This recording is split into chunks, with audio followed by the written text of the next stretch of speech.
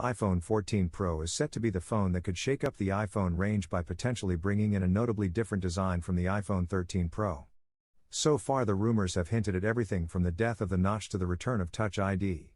This is probably well overdue. As good as the iPhone 13 Pro is, it's arguably not a definitive upgrade over its predecessor. And overall, the iPhone hasn't taken a huge leap forward since the iPhone 11 Pro.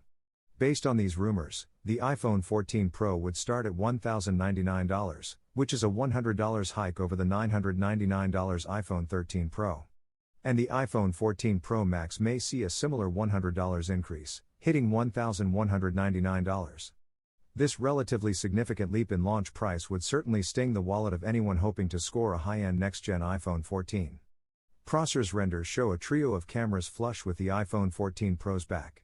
But if that sounds nice, you might be disappointed by some rival schematics that show the iPhone 14 Pro models looking a lot like their iPhone 13 counterparts. The raised camera array is back, and even bigger on the iPhone 14 Pro. The new phones are also rumored to be 0.2mm thicker than the iPhone 13 Pro and iPhone 13 Pro Max. Other reports also have the rear camera module tipped to get bigger. The reason for this, according to reliable Apple analyst Ming-Chi Kuo, is that a larger module is needed to house a 48MP camera. As a result, another leak claims the corners of the iPhone 14 Pro, but not the Pro Max, will be getting rounder to better match the curved corners of the new module. Perhaps the most notable rumored design change for the iPhone 14 Pro is the removal of the now infamous display notch.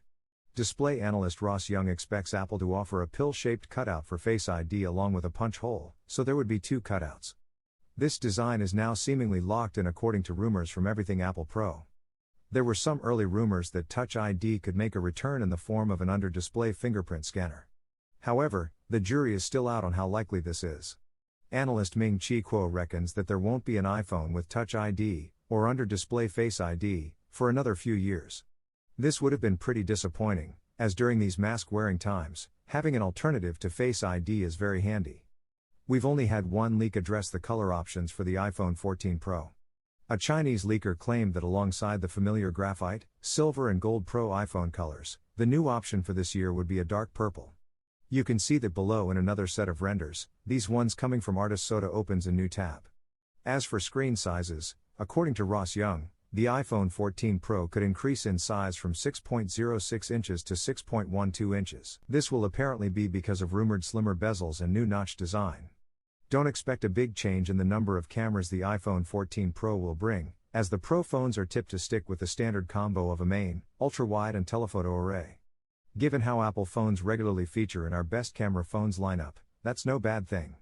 But one leak has the iPhone 14 Pro tipped to get a 48MP main camera, which could finally make a change from the 12MP cameras Apple has used for years. Following on from the A15 Bionic, we'd expect to see an A16 Bionic chip in the iPhone 14 Pro series, with improved performance across the board according to alleged benchmarks. However, a suite of rumors thus far have the iPhone 14 tipped to stick with the A15 Bionic chip, which would create a disparity between the model's core specs. This would be a first for Apple, as it has always equipped new iPhones with upgraded silicon.